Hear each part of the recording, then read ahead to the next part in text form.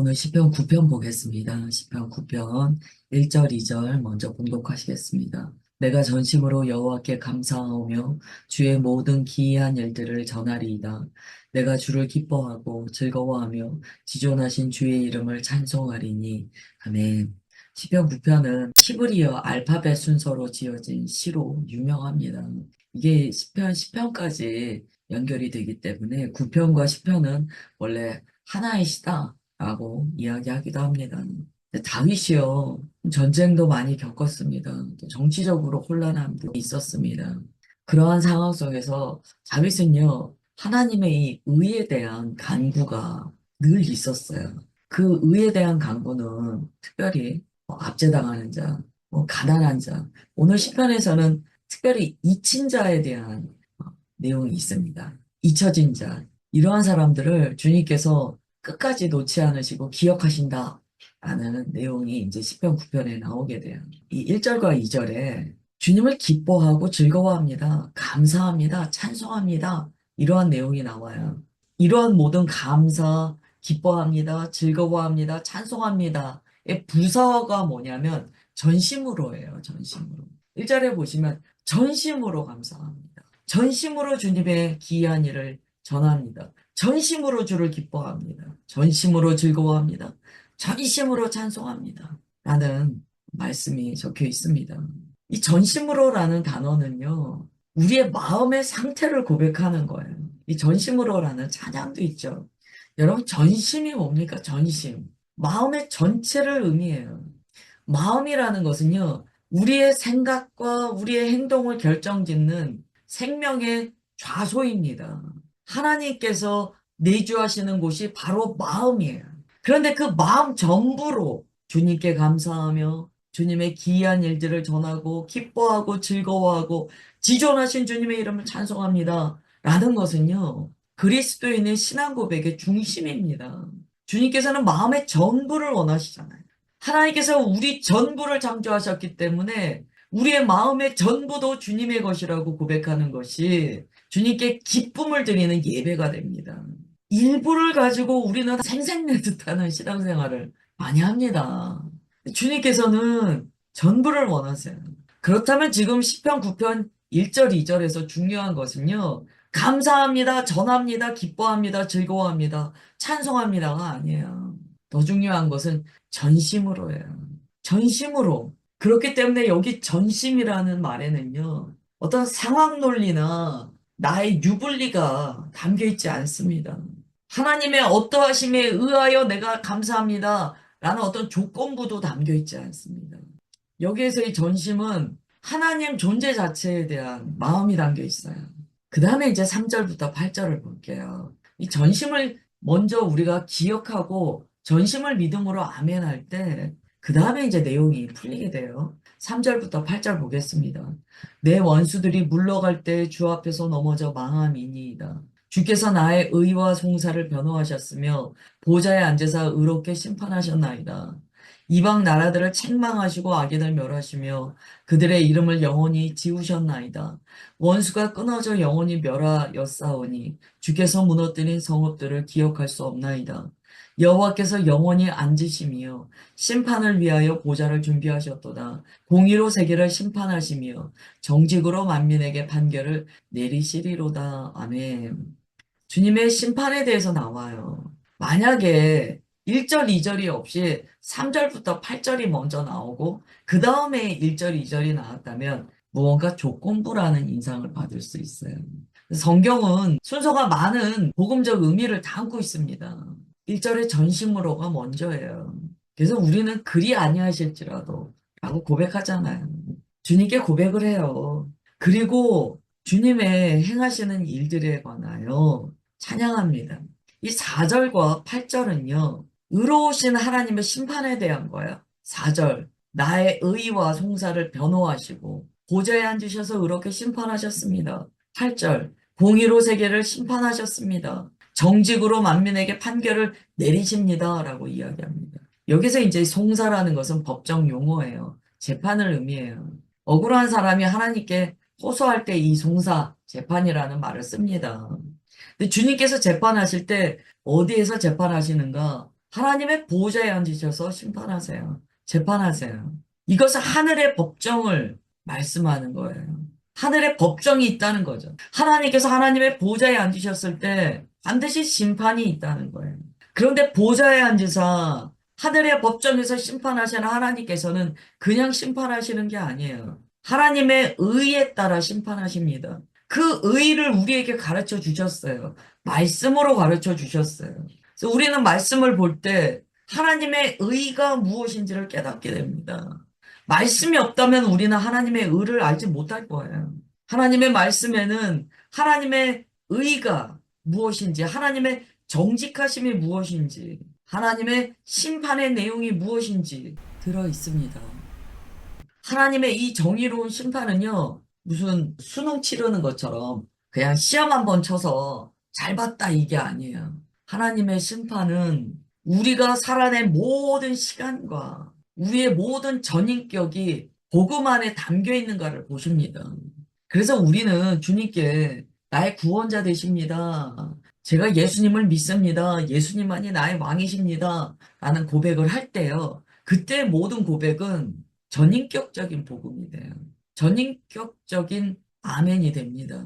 입술의 고백만도 아니요. 과거의 어떤 시점만의 고백이 아니에요. 전인격적으로 나의 영혼육을 담아서 주님께 드리는 고백이 예수님 나의 왕이십니다. 이제 9절과 10절을 보시면 하나님께서 특별히 압제당하는 자의 요새가 되신다라고 찬양합니다. 주님께서는 요새라는 것은 피난처의 의미거든요. 어떤 사람들의 피난처이신가? 압제라는 것은 이게 짓눌렸다는 이야기예요. 짓밟혔다는 거예요. 압제당하는 자의 하나님이 되신대요.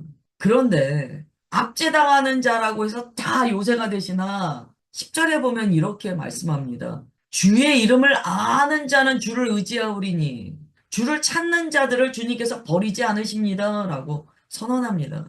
여기서의 알다가 이제 야다예요. 아무리 우리가 주님께서 우리의 요새가 되십니다. 피난처가 되십니다. 라고 전달해도요. 주님께 피하지 않는 자들은 있습니다.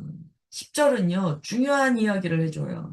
하나님을 아는 자, 주님과 관계가 있는 자, 주님 안에 거하는 자, 그 사람이 하나님의 요새 안에 거하는 자요. 하나님의 보호 아래 있는 자다라고 말씀해요. 그 다음에 11절부터 14절 보겠습니다. 너희는 시온에 계신 여호와를 찬송하며 그의 행사를 백성 중에 선포할지어다. 피 흘림을 신문하시는 이가 그들을 기억하시며 가난한 자의 부르짖음을 잊지 아니하시도다. 여호와여 내게 은혜를 베푸소서. 나를 사망의 문에서 일으키시는 주여 나를 미워하는 자에게서 받는 나의 고통을 보소서. 그리하시면 내가 주의 찬송을 다 전할 것이요 딸 시온의 문에서 주의 구원을 기뻐하리이다. 아멘. 12절에 보시면 피 흘림을 신문하시는 이라고 하나님을 소개합니다. 피 흘림을 신문하시는 분이 어떤 의미입니까? 이 신문하다라는 것은 철저하게 조사한다는 거예요. 철저하게 사건의 인과관계, 세부적인 상황들을 다 조사하신다는 거예요. 여러분, 어떤 사람이 피를 흘리고 있습니다. 주님께서는요, 그 피 흘리는 자를 도우시는데 그냥 도우시는 게 아니에요. 모든 것을 철저하게 조사하신다는 거예요. 그리고 그것을 기억하십니다. 잊지 않으세요. 오늘 시편 9편에 나타난 하나님의 성품이요. 바로 이 기억하시는 하나님이에요. 하나님께서는 기억하고 계세요. 잊지 않으세요.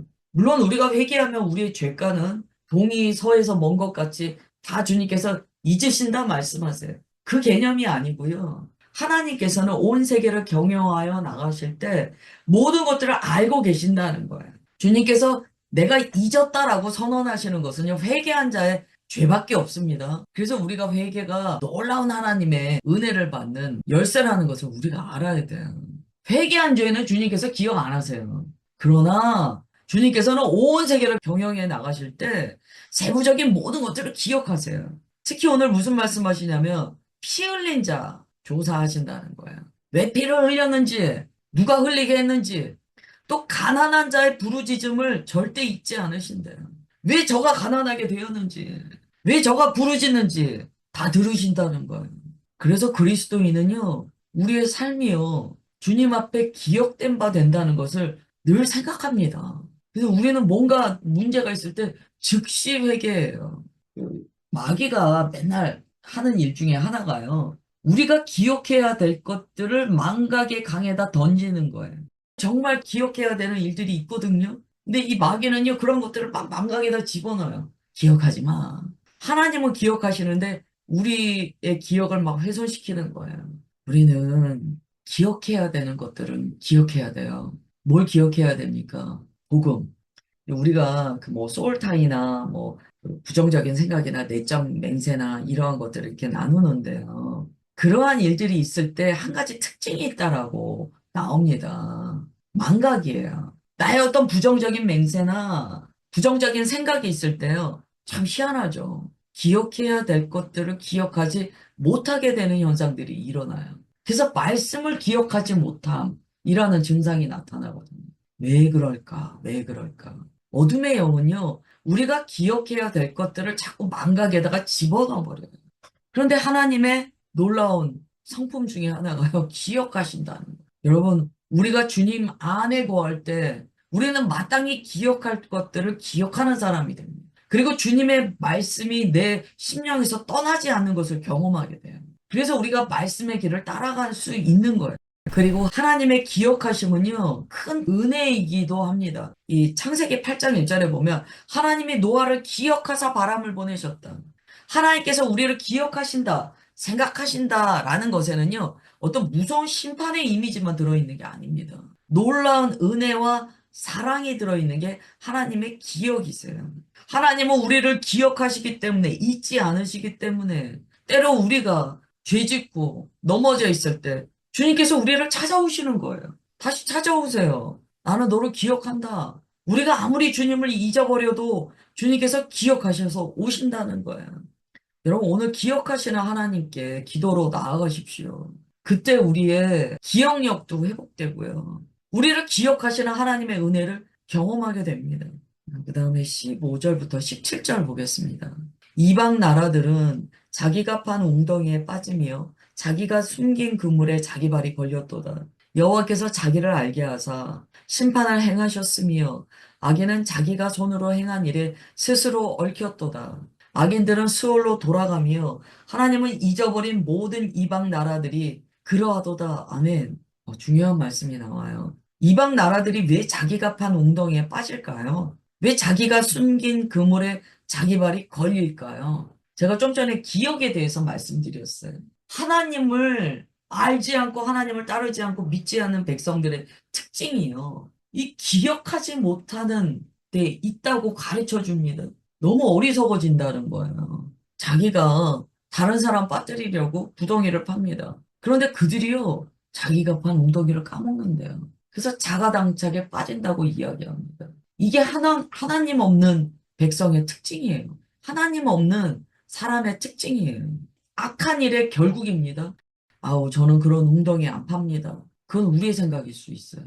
어쩌면 우리가요, 아주 예민하게, 아주 교묘하게 다른 사람 빠뜨리려고 웅덩이 파고 있는지도 몰라요. 이 이방 사람들의, 이방 나라들의 특징이에요. 그물을 딱 쳐놓고요. 그 사람 걸리게 만들려고 딱 그물을 쳐놓고요. 막 다른 걸로 덮어놓는 거예요. 위장하는 거예요. 그리고 그 사람이 걸려 넘어지기를 기다린다는 거예요. 이게 하나님 없는 백성들이 살아나가는 방법이에요. 그리스도인은 이런 방법으로 삶을 살아나가지 않습니다. 그리스도인은 주님을 믿음으로 주님 앞에서 코랑대어로 살아요. 은근히 교묘하게 이런 방식으로 살려고 하지 않아요. 근데 오늘 말씀에서 뭐라고 선언하시냐면 하나님 없는 백성들이 그러한 삶의 형태를 보인대요. 사람들에게 함정을 빠뜨리려고 하는 어떤 계략을 꾸미고. 그러나 결국 그들이 망각하는 죄성 때문에 자기가 빠진다는 거예요. 자기 발에 걸린다는 거예요. 이게 바로 하나님께서 심판하시는 방법이다라고 가르쳐 줍니다. 16절에 보면 하나님께서 하나님을 알게 하사 심판을 행하셨다. 악인은 자기가 손으로 행한 일에 스스로 얽혔도다라고 이야기해요. 이거 이렇게도 표현할 수 있어요. 막 억울한 일이 있어요. 너무 힘들어요. 어떤 일 때문에 내가 정말 너무나 피해를 많이 보고 힘들어요. 근데 그리스도인은요, 오늘 시편의 말씀 따라 아멘 한다면 이런 믿음이 우리 안에 분명히 있습니다. 에이, 가만 두면 주님의 일하심이 결국엔 나타나. 그래서 조급하지 않는다는 거예요. 당장 내가 가서 이 문제를 해결해야지. 내가 가서 나를 억울하게 한 저 사람을 당장 내가 가만 안 둬야지. 사실 그리스도에는 별로 그런 마음이 없어요. 하나님께서 이건 이제 자연보응이라고 이야기도 합니다. 자연법에 따라 보응받게 된다라고 이야기해요. 꼭 대단한 하나님의 심판의 어떤 사건이 없어도 자연보응이 일어난다는 것을 우리는 믿어요. 그렇기 때문에 우리는 주님께서 모든 것을 온전히 심판하신다는 그 믿음 안에서 자유할 수 있습니다. 여기 16절에 하나님께서 자기를 알게 하셨다. 내가 애써 하나님을 부인해도요, 결국 우리는 하나님께서 스스로 계시하시는 여러 가지 것들을 깨닫게 됩니다. 오늘 말씀에 따르면 악인들이요, 막 웅덩이를 파요. 그물을 놓고 사람들을 막 걸리게 하고 빠뜨리게 하려고 막 그런 행위들을 했어요. 그들이 하나님을 인정하지 않아요. 그런데 하나님의 계시는 그들이 원하든 원하지 않든 하나님의 하나님 되심은 나타난다는 거예요.